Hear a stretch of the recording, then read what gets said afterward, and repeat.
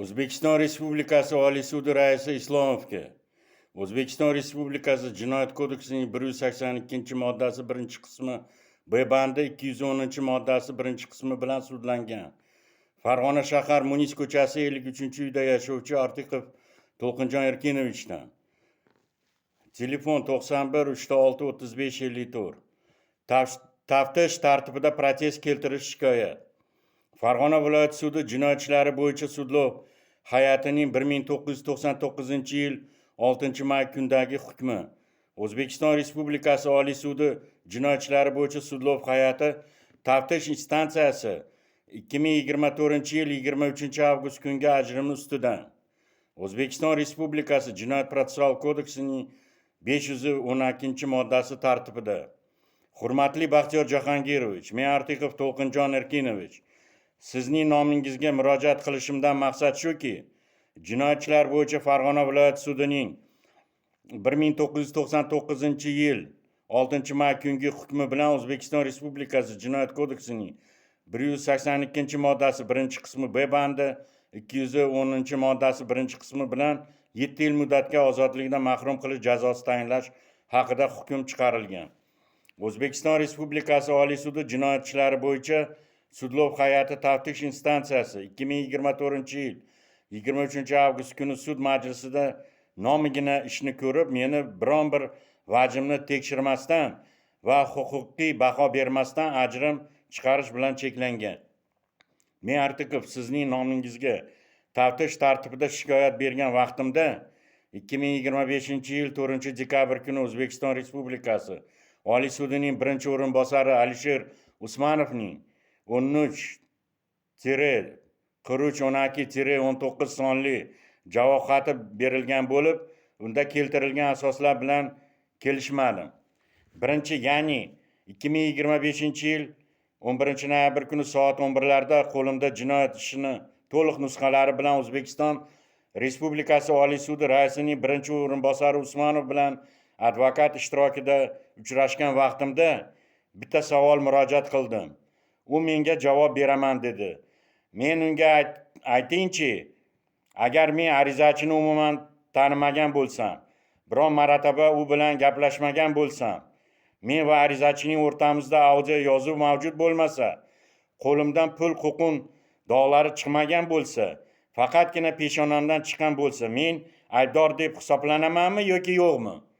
Taftish sudining qarorida jabrlanuvchi Farhod Soliyevning qidirib topa olishmaganligini va ishni chala ko'rganliklarini aytgan vaqtimda u menga qarab 26 yil ichida qayerda topadi deb javob berdi. Sud haqiqatni aniqlash maqsadida jabrlanuvchini topish uni vazifasiga kirmaydimi?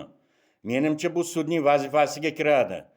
O'zi jinoyat ishini diqqat bilan ko'rsak, jabrlanuvchi Farhod Soliyev umuman yo'q shaxs hisoblanadi. Uni shaxsini tasdiqlovchi biron bir hujjat jinoyat ishida mavjud emas.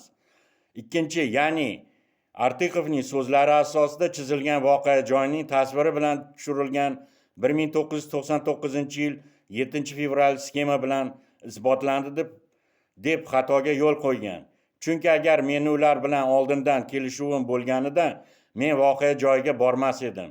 Undan tashqari sudning noto'g'ri talqin qilish oqibatida meni to'xtatganlik holatimni ular yo'l bergan degan noto'g'ri tasavvur bilan hukm chiqargan.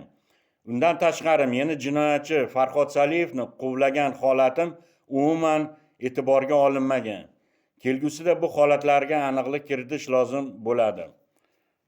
Uchinchi, ya'ni javob xatida keltirilgan Qirg'izboyevning so'roq bayonnomalari tergov hujjatlarida ko'chirib olingan bo'lsa-da, biroq O'zbekiston Respublikasi Oliy sudi jinoyat bo'yicha sudlov hay'at taftish instansiyasi 2024-yil 23-avgust kuni sud majlisida Qirg'izboyevdan so'ralgan vaqtida u bu holatlarni umuman tasdiqlamagan.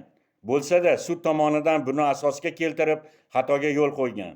O'zbekiston Respublikasi Oliy sudining birinchi o'rinbosari Usmonov esa sudda qatnashmaganligi sababli unga noto'g'ri doklad qilishgan deb hisoblayman. Kelgusida bu holatlarga atroflicha e'tibor berishlari lozim bo'ladi. To'rtinchi, ya'ni javob xatida keltirilgan Ahmedovning so'roq bayonnomalari tergov hujjatlaridan ko'chirib olingan bo'lsa-da, biroq O'zbekiston Respublikasi Oliy sudi jinoyat ishlari bo'yicha sudlov hay'at taftish instansiyasi 2024-yil 23-avgust kuni sud majlisida Ahmedovdan so'ralgan vaqtida u bu holatlarni umuman tasdiqlamaganligi va meni Artiqovni umuman tanimasligini bayon qilgan bo'lsa-da, sud tomonidan buni asosga keltirib xatoga yo'l qo'ygan. O'zbekiston Respublikasi Oliy sudining birinchi o'rinbosari Usmonov esa sudda qatnashmaganlik sababli unga noto'g'ri doklad qilishgan deb hisoblayman. Kelgusida bu holatlarga atroflicha e'tibor berish lozim bo'ladi. 5. Ya'ni javob xatida keltirilgan Mirzaraupovning so'roq bayonnomalari tergov hujjatlaridan ko'chirib olingan bo'lsa-da, biroq O'zbekiston Respublikasi Oliy sudi jinoyat ishlari bo'yicha sudlov hay'at taftish instansiyasi 2024-yil 23-avgust kuni sud majlisida Mirzaraupovdan so'ralgan vaqtida u bu holatlarni umuman tasdiqlamaganligi va meni Artiqovga nisbatan tuhmat qilinganligini bayon qilgan bo'lsa-da, sud tomonidan buni asosga keltirib xatoga yo'l qo'ygan. O'zbekiston Respublikasi Oliy sudining birinchi o'rinbosari Usmonov esa sudda qatnashmaganlik sababli unga noto'g'ri doklad qilishgan deb hisoblayman. Kelgusida bu holatlarga atroflicha e'tibor berish lozim bo'ladi. Ya'ni javob xatida keltirilgan Soliyevning so'roq bayonnomalari tergov hujjatlaridan ko'chirib olingan bo'lsa-da, biroq O'zbekiston Respublikasi Oliy sudi jinoyat ishlari bo'yicha sudlov hay'ati taftish instansiyasi 2024-yil 23-avgust kuni sud majlisida jabrlanuvchi Soliyevning 3 marotaba chaqirishgan bo'lsa-da, u tomonidan sudga kelishdan ochiqdan ochiq bosh tortganligi, dastlabki tergovdan meni Artiqovni umuman tanimasligi va ko'rmaganligini bayon qilgan bo'lsa-da, sud tomonidan buni asosga keltirib xatoga yo'l qo'ygan. O'zbekiston Respublikasi Oliy sudining birinchi o'rinbosari Usmonov esa sudda qatnashmaganlik sababli unga noto'g'ri doklad qilishgan deb hisoblayman. Kelgusida bu holatlarga atroflicha e'tibor berish lozim bo'ladi. 7. Ya'ni javob xatida keltirilgan Sidiqov, Xoliqov, Mirzaraupov, Dehqonovlar so'roq bayonnomalari tergov hujjatlaridan ko'chirib olingan bo'lsa-da, biroq O'zbekiston Respublikasi Oliy sudi jinoyat ishlari bo'yicha sudlov hay'at taftish instansiyasi 2024-yil 23-avgust kuni sud majlisida Sidiqov, Xoliqov, Mirzaraupovlar, Dehqonovlardan so'ralmagan bo'lsa-da, sud tomonidan buni asosga keltirib xatoga yo'l qo'ygan. O'zbekiston Respublikasi Oliy sudining birinchi o'rinbosari Usmonov esa sudda qatnashmaganlik sababli unga noto'g'ri doklad qilishgan deb hisoblayman. Kelgusida bu holatlarga atroflicha e'tibor berish lozim bo'ladi. 8. Ya'ni javob xatida keltirilgan sud kimyoviy ekspertizasining xulosasi tergov hujjatlaridan ko'chirib olingan bo'lsa-da, biroq O'zbekiston Respublikasi Oliy sudi jinoyat ishlari bo'yicha sudlov hay'at taftish instansiyasi 2024-yil 23-avgust kuni sud majlisida ham men tomonimdan yuzimdan olingan namuna bo'yicha aybdor deb bo'lishi mumkin emasligi holati ochiqdan ko'rinib turgan bo'lsa-da va men tomonimdan meni harakatlarim O'zbekiston Respublikasi Jinoyat protsessual kodeksining 83-moddasi 2-bandi emas, balkim O'zbekiston Respublikasi Jinoyat protsessual kodeksining 83-moddasi 3-bandiga asosan tugatish lozimligini haqidagi holatlarga e'tibor qaratmay xatoga yo'l qo'ygan. O'zbekiston Respublikasi Oliy sudining birinchi o'rinbosari Usmonov esa sudda qatnashmaganlik sababli unga noto'g'ri doklad qilishgan deb hisoblayman. Kelgusida bu holatlarga atroflicha e'tibor berish lozim bo'ladi. 9. Ya'ni javob xatida keltirilgan men Artiqovning so'zlari asosida chizilgan voqea joyini tasviri tushirilgan degan asosi tergov hujjatlaridan ko'chirib olingan bo'lsa-da, biroq O'zbekiston Respublikasi Oliy sud jinoyat ishlari bo'yicha sudlov hay'ati taftish instansiyasi 2024-yil 23-avgust kuni sud majlisida ham men tomonimdan sudga meni majburlab yozdirilgan so'roq bayonnomalar taqdim qilingan bo'lsa-da, bu bo'yicha aybdor bo'lishim mumkin emasligini holati ochiqdan ko'rinib turgan bo'lsa-da va men tomonimdan meni harakatlarim O'zbekiston Respublikasi Jinoyat protsessual kodeksining 83-moddasi 2-bandi emas, balkim O'zbekiston Respublikasi Jinoyat protsessual kodeksining 83-moddasi 3-bandiga asosan tugatish lozimligi haqidagi holatlarga e'tibor qaratmay xatoga yo'l qo'ygan. O'zbekiston Respublikasi Oliy sudining birinchi o'rinbosari Usmonov esa sudda qatnashmaganligi sababli unga noto'g'ri doklad qilishgan deb hisoblayman. Kelgusida bu holatlarga atroflicha e'tibor berish lozim bo'ladi. Ya'ni undan tashqari 1999-yillarda ahvol og'ir edi. Farg'ona viloyat milliy xavfsizlik va Farg'ona viloyat prokuraturasi meni va oila a'zolarimni qo'rqitishgan. Meni urib, tan jarohat yetkazishib, turli xil qiynoqlarga solinganman. Kiyim-boshlarim yirtilib tashlab kiyim-boshlarim berilmagan. Men Xudodan ularni meni o'ldirib qo'ymasligini so'raganman. Meni huquq va erkinliklarim poymol qilishgan. O'zbekiston Respublikasi Oliy sudi sudyalari ishni paysalga solishlari oqibatida sog'lig'im ancha yomonlashdi va vajlarimni sud umuman tekshirilmadi va huquqiy baho bermadi. Ya'ni ish bo'yicha jabrlanuvchi Saliyev Farhod Husanovich 1967-yil 19-mart kuni Qirg'iziston Respublikasi Or shahrida tug'ilgan. Millati o'zbek, o'rta ma'lumotli, ishsiz, o'zida pasport bo'lmagan. Men umuman ko'rmaganman va tanish bo'lmaganman. Ish davomida biron marotaba ham yuzlashtirilmaganman. Taftish sud majlisida Saliyev Farhod topish chorasini ko'rmadi va meni vajlarimni tekshirmadi. Kelgusida bu vajlarimga to'liq tekshirishingizni. 10. Ya'ni Farg'ona viloyat prokuraturasi binosida 3 nafar shaxslar tergovchi Qodirov Shuhrat, viloyat ichki ishlar bo'limi xodimi Hamidov Alimat men tanimaydigan shaxslar sen pulni olmoqchi bo'lgansan deb rosa do'pposlashgan. Undan tashqari viloyat milliy xavfsizlik binosida ham rosa do'pposlashgan. Taftish sud majlisida Saliyev Farhod topish chorasini ko'rmadi va meni vajlarimni tekshirmadi. Kelgusida bu vajlarimga to'liq tekshirishingizni. 11. Ya'ni men va jabrlanuvchi Saliyev Farhod o'rtamizda audio yozuv mavjud emas. Taftish sud majlisida Saliyev Farhod topish chorasini ko'rmadi va meni vajlarimni tekshirmadi. Kelgusida bu vajlarimga to'liq tekshirishingizni. 12. Ya'ni O'zbekiston Respublikasi Oliy sudi jinoyatchilar bo'yicha taftish instansiyasining 2024-yil 23 avgust kungi ajrimida ko'rsatilishicha 1999-yil 5-fevral kuni soat 17larda vaqtga diqqat bilan e'tibor bering. Jinoyat ishida xuddi shunday xato bo'lmagan.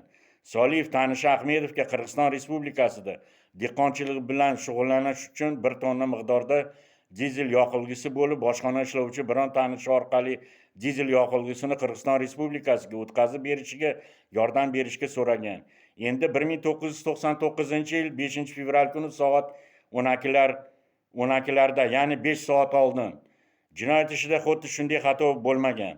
Ahmedov va Qirg'izboyev bojxona noziri Ortiqovga tanishlari Soliyev 1 tonna dizel yoqilg'isi O'zbekiston Respublikasi chegarasidan Qirg'iziston Respublikasi hududiga pul evaziga qonunga xilof ravishda o'tkazib berishni so'raganlar.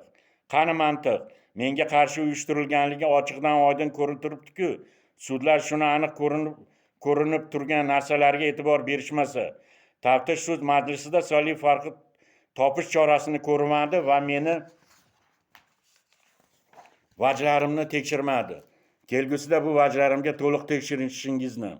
13. Ya'ni O'zbekiston Respublikasi Oliy sudi jinoyatchilari bo'yicha taftish instansiyasi 2024-yil 23 avgust kungi ajrimda ko'rsatilishicha ish bo'yicha jabrlanuvchi Saliyevni sudda Ahmedov va Qirg'izboyev oldiga borgani, unga bojxona xodimi yukni qishlog'iga olib borib qo'yishni, soat 15larda chegaradan o'tkazib berishni aytganligini bildirishgani. Chegara hududiga yetib kelgan yuk mashinasi to'xtash uchun sekinlashayotgan paytida go'yoki men ishora qilib o'tib ketaverishni aytganligimni.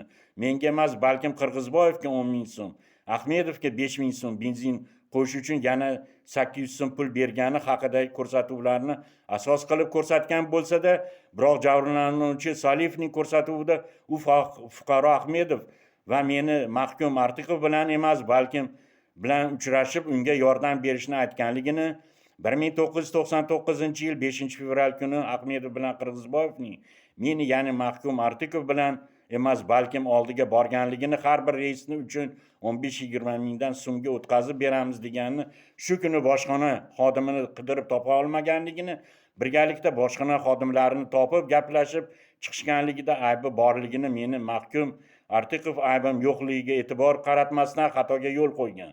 Jinoyat varag'i 57-58. Taftish sud majlisida Saliyev Farhod topish chorasini ko'rmadi va meni vajlarimni tekshirmadi. Kelgusida bu vajlarimga to'liq tekshirishingizni. 14, ya'ni O'zbekiston Respublikasi Oliy sudi jinoyatchilar bo'yicha taftish instansiyasining 2024-yil 23-avgust kungi ajrimida ko'rsatilishicha, shuningdek, Saliyevning arizasida pullarga ishlov berish, arizani tekshirish, audio kassetani eshitib ko'rish, yuzlashtirish bayonnomalari, ekspertiza xulosalari va sudda atroflicha muhokama qilingan jinoyat ishida mavjud boshqa dalillar bilan isbotlangan deb asos keltirgan bo'lsa-da, biroq jabrlanuvchi Farhod Saliyevning ko'rsatuvida u fuqaro Ahmedov meni, ya'ni mahkum Ortiqov bilan emas, balkim bilan uchrashib, unga yordam berish aytganligini, 1999-yil 5-fevral kuni Ahmedov bilan Qirg'izboyevning men, ya'ni mahkum Ortiqov bilan emas, balkim oldiga borganlik har bir reysi uchun 15-20 ming so'mga o'tkazib beramiz deganini, shu kuni boshqona xodimini qidirib topa olmaganligini, birgalikda boshqona xodimlarni topib gaplashib chiqishganlarida aybi borligini asos qilib ko'rsatib, meni, ya'ni mahkum Ortiqov aybim yo'qligi holati bilan shu bilan birga 1999-yil 6-fevral kuni soat 21:00larda Farg'ona viloyat IB KR va TKKB katta tezkor vakili militsiya mayori Alimat Hamidov, shu bo'limi katta tezkor vakili mayor Hasanov, Xolislar Dehqonov, Ulug'bek Nabiyev, Ixtiyor Farg'ona viloyat go'sht sut maxsus avtokorxonasi haydovchi Mirzaro'pov tomonidan gaz 53-35-41 Fel avtomashina bortida mavjud bo'lgan 200 litrlik bochkalarda suvga o'xshash suyuqlikdan tekshirib ko'rish uchun 5 ta shishaga namuna olinganligi haqida bayonnoma tuzilgan bo'lsa-da, lekin ish bo'yicha sud kimyoviy ekspertiza tayinlanmagan va uning xulosasi olinmagan. 1999-yil 6-fevral kungi dalillar ashyodan namuna olish bayonnomasida 200 litrlik bochkada suvga o'xshash suyuqlikdan jami 5 ta bochka suyuqlikni tekshirish uchun olingan bo'lsa-da, biroq ayblovda go'yoki solyarka neft mahsulotlarini olib chiqib ketmoqchi bo'lgan deb qo'yilgan ayblovga sud umuman e'tibor qaratmay xatoga yo'l qo'ygan. Jinoyat ishi varag'i 32. Undan tashqari Farg'ona viloyat prokuraturasi jinoyat tergov qilish bo'limi katta tergovchisi Shuhrat Qodirov tomonidan 1999-yil 9-mart kun daliliy ashyo topish qarorida ayblovda ko'rsatilgan dizel yoqilg'isini ashyoviy dalili topmaganligi bilan jinoyat ishi varag'i 108-109. Undan tashqari Farg'ona viloyat IIB Eko ekspertlarining 1999-yil 7-mart kungi 116 sonli xulosasining 6-bandida mahkum Ortiqov To'lqinjonning qo'lida emas, balkim yuzida qo'qin dog'lari aniqlangani ko'rsatilib bo'lib, bu holatlar huquqiy muhofaza qiluvchi organlari mahkum Ortiqovning yuziga majburlab pullarni tekkizish oqibatida paydo bo'lganligi aniq va ravshan ko'ringanligi holati bilan jinoyat ishi varag'i 97-102 asoslar noto'g'ri ekanligi ochiqdan ochiq ravshanligi ko'rinib qolgan bo'lsa-da, bu holatlarga O'zbekiston Respublikasi Oliy sud jinoyatchilari bo'yicha taftish instansiyasi sudi tomonidan yetarlicha o'rganmasdan Oliy sud raisi birinchi o'rinbosari Usmonovga noto'g'ri ma'ruza qilishganligi oqibatida men Ortiqovning konstitutsion huquqlari va erkinliklarini buzilishiga olib kelgan. 15. Ya'ni shu bilan birga jinoyat ishi materiallarida Farg'ona viloyat prokuraturasining jinoyatlarni tergov qilish bo'limi katta tergovchisi Qodirov tomonidan jinoyat ishi materialini qalbakilashtirib 1999-yil 6-fevral kuni meni, ya'ni mahkum Ortiqovni O'zbekiston Respublikasi Jinoyat protsessual kodeksining 47-moddasi, ya'ni shaxsni gumon qilinuvchi tariqasida e'tirof etish to'g'risida tergovchi qaror chiqaradi degan talabni, 90-moddasi dalillarni bayonnomada tergovchi tomonidan tergov harakatining o'tkazilish vaqti kiritadi degan talabni, 111-moddasi 2-qismi B bandi 1-bandi, ya'ni gumon qilinuvchiga uning 48-moddada nazarda tutilgan protsessual huquqlari va majburiyatlarini tushuntiradi degan talabni, 111-moddasi 2-qismi 2-bandi, ya'ni gumon qilinuvchiga himoyachining so'roqda ishtirok etishini ta'minlaydi degan talabini, 111-moddasi 2-qismi 3-bandi, ya'ni gumon qilinuvchiga uning qanday jinoyat sodir etishda gumon qilinayotganligini e'lon qiladi degan talablarni qo'pol ravishda buzib, boshqa shaxslar, ya'ni IB xodimi Hamidov Alimat tomonidan meni majburlab urib, so'kib, haqorat qilib, yozishga majbur qilishganligini holati sudning e'tiboridan chetda qolgan. Jinoyat ishi varag'i 13. Taftish sud majlisida meni vajlarimni tekshirmadi. Kelgusida bu vajlarimni to'liq tekshirishingizni. 16. Ya'ni sud hukmida men Artikovni jinoyatdagi ishtirokimni tasdiqlovchi biron bir dalil, ya'ni meni sudda peshonamga yaltiroq narsalarni surkab qo'yishdi deb aytgan vajlarimni, jinoyatlarga aloqadorligimni tasdiqlovchi dalillar ko'rsatilmaganligi va ular ta'ziyq ostidan olinganligi, ashyoviy dalillarni olish paytida meni aybim aniqlanmaganligi holatiga sud e'tiborini qaratmay xatoga yo'l qo'ygan. Jinoyat ishi varag'i 244. Taftish sudi sud majlisida meni vajlarimni tekshirmadi.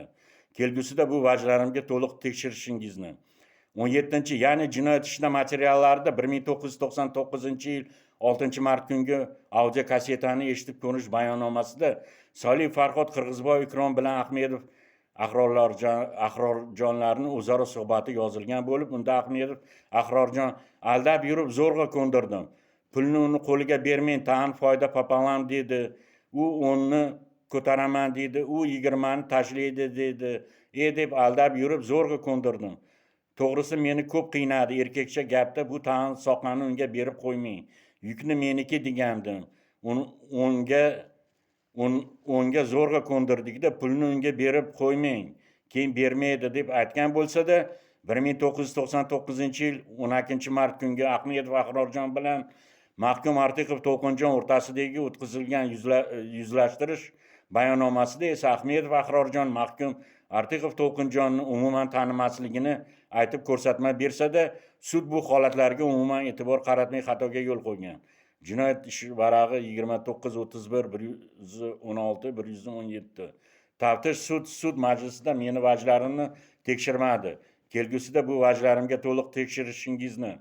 18. Ya'ni jinoyat ishida materiallarda sud majlisida bayonomasi va hukmda Mirzarapov Sharif va Dehqonov Ulug'beklarning o'zida ko'rsatmasida Soliyev va Ahmedov qo'li bilan o'tib ketavering, men Artikovni ko'rmaganman deb ko'rsatma berganligi holati mavjud bo'lsa-da, biroq O'zbekiston Respublikasi Oliy sudi sudyalari tomonidan esa ishni o'rganish jarayonida bu holatlarga umuman e'tibor qaratmasdan xatoga yo'l qo'ygan. Jinoyat ishi varag'i 251, 252, 258. Taftish sudi sud majlisida meni vajlarimni tekshirmadi. Kelgusida bu vajlarimga to'liq tekshirishingizni.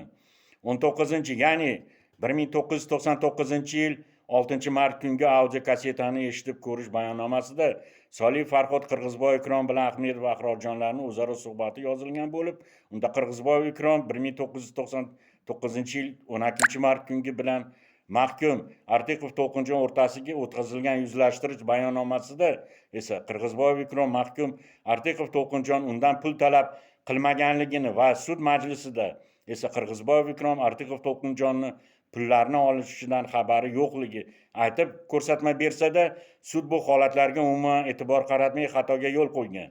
Jinoyat ishi varag'i 114, 240. Taftish sudi sud majlisida Qirg'izboyevga berilgan savollarga meni pul haqida bilmaganligimni aytgan bo'lsa-da, sud bu holatlarga umuman e'tibor qaratmadi va kelgusida bu vajlarimga to'liq tekshirishingizni. 20.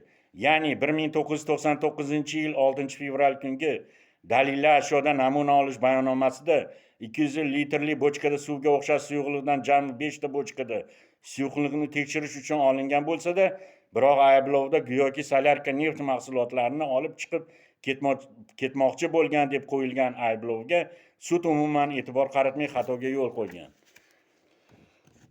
Jinoyat ishi varag'i 32. Taftish sudi sud majlisida meni vajlarimni umuman tekshirmadi. Men bu haqda biron necha marotaba iltimosnomalar bergan bo'lsam-da, sud bu holatlarga umuman e'tibor qaratmadi. Kelgusida bu vajlarimga to'liq tekshirishingizni. 21. Ya'ni undan tashqari 2021-yil 22-sentyabr kuni 726-25 SD 21 sonli javob xatida O'zbekiston Respublikasi sudi tomonidan protest keltirganligi haqidagi yozilgan bo'lsa-da, lekin shu kungacha uning natijasi haqida xabar qilingani yo'q. Bizga ma'lumki, O'zbekiston Respublikasi Oliy sudining dalillar maqbulligiga oid jinoyat protsessual qonuni normalarining qo'llashining ayrim masalalari to'g'risidagi 2018 yil 24 avgustdagi 24 sonli qarorining 1-bandida tushuntirilsinki, jinoyat protsessual kodeksining 11-moddasida mustahkamlangan qonuniylik prinsipiga muvofiq har bir jinoyat ishi bo'yicha ish yuritish jinoyat protsessual qonunda belgilangan tartibga rioya etilgan holda amalga oshirilishi shart. Surishtiruvchi, tergovchi, prokuror va sud tomonidan qonunlarni aniq bajarishdan va unga rioya qilishdan har qanday chekinish qanday sababga ko'ra yuz berganligidan qat'iy nazar shu yo'l bilan olingan dalillarning nomaqbul, yaroqsiz deb topilishiga olib keladi. Nomaqbul dalillar yuridik kuchga ega bo'lmay, ulardan jinoyat protsessual kodeksining 82-84-moddasida nazarda tutilgan holatlarni isbotlash uchun foydalanish hamda ularni ayblovda asosida qo'yish mumkin emas deb ko'rsatilgan. Shu bilan birga O'zbekiston Respublikasi Oliy sudining dalillar maqbulligi oid jinoyat protsessual qonuni normalarining qo'llanishining ayrim masalalari to'g'risidagi 2018 yil 24 avgustdagi 24-sonli qaror 5-bandida O'zbekiston Respublikasi Jinoyat protsessual kodeksining 95-1 moddasiga ko'ra faktik ma'lumotlar qonunga xilof usullar orqali, jumladan soxtalashtirish, qalbakilashtirish vakolati bo'lmagan shaxs tomonidan olinganda, sud o'z tasdig'ini topmaganda dalillarni nomaqbul deb topiladi. Ya'ni mazkur plenum qarorining 9-moddasida jabrlanuvchi guvohning faraz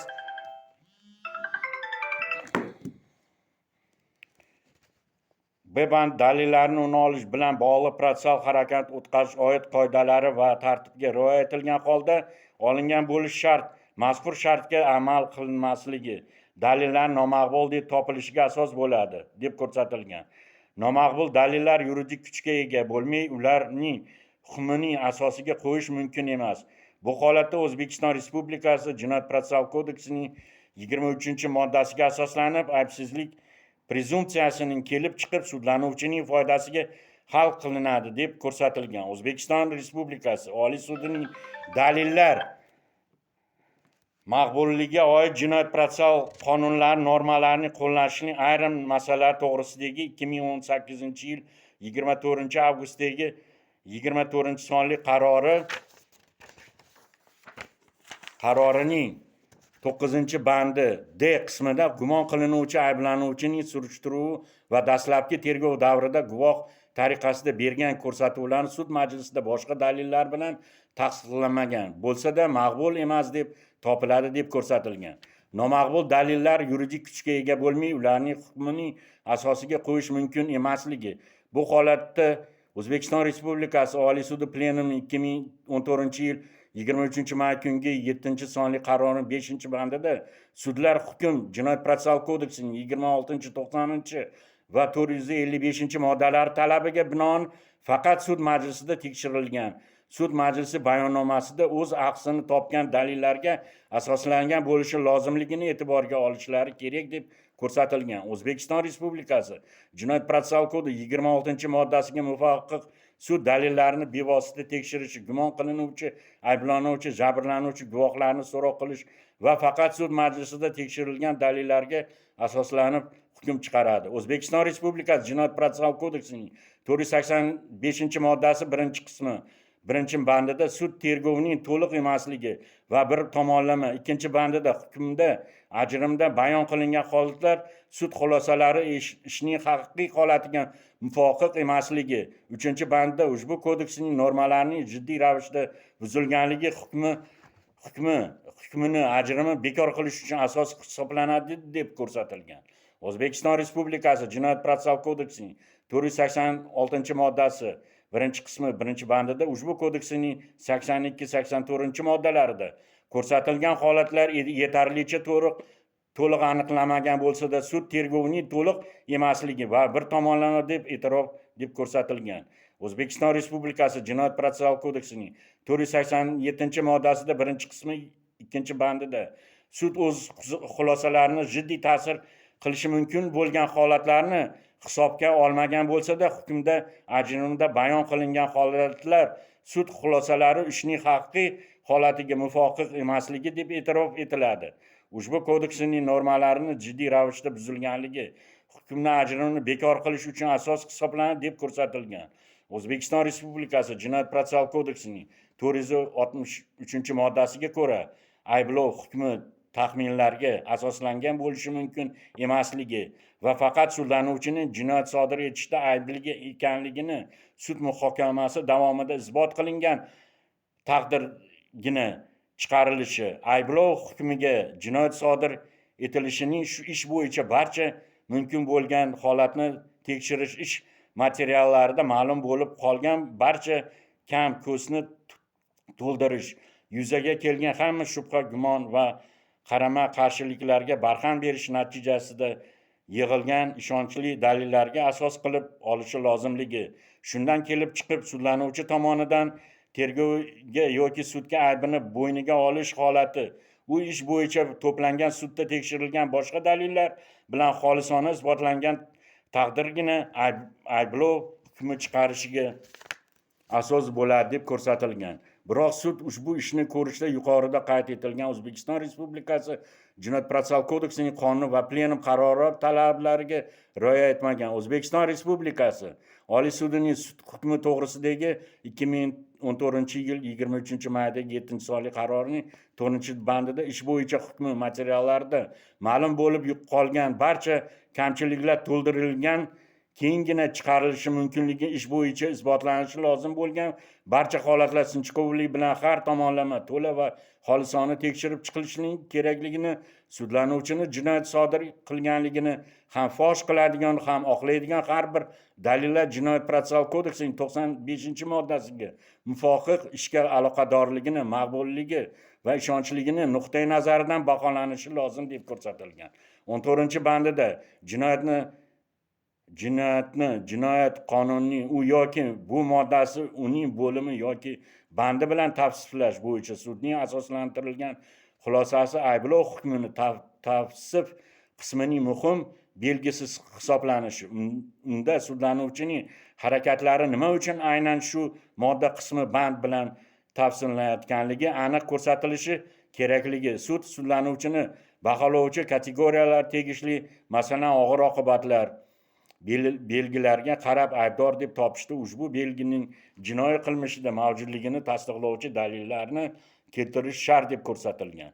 Yuqoridagilariga ko'ra, jinoyat ishlari bo'yicha Farg'ona viloyati sudining 1999-yil 6-may kungi Men-Ortiqov To'lqinjon Erkinovich O'zbekiston Respublikasi Jinoyat kodeksining 210-moddasi 1-qismi, 182-moddasi 1-qismi B bandi bilan 7 yilga muddatga ozodlikdan mahrum qilish jazosi tayinlash haqidagi hukmini menga nisbatan qismini O'zbekiston Respublikasining Jinoyat protsessual kodeks 83-moddasi 3-bandiga asosan bekor qilib, menga nisbatan oqlov hukmi chiqarish haqida sud qarorlarini taftish tartibida takroran ko'rish uchun O'zbekiston Respublikasi Oliy sudi raisatiga protest keltirishingizni so'rayman. Hurmatli Oliy sud raisi Baxtiyorjon Islomov, O'zbekiston Respublikasi Oliy sudi raisining 1-o'rinbosari Usmonov vajlarimni umuman tekshirmasa kimga arz dodimni aytishim kerak. Shu sababdan meni shaxsan o'zingiz qabul qilishingizni so'rayman.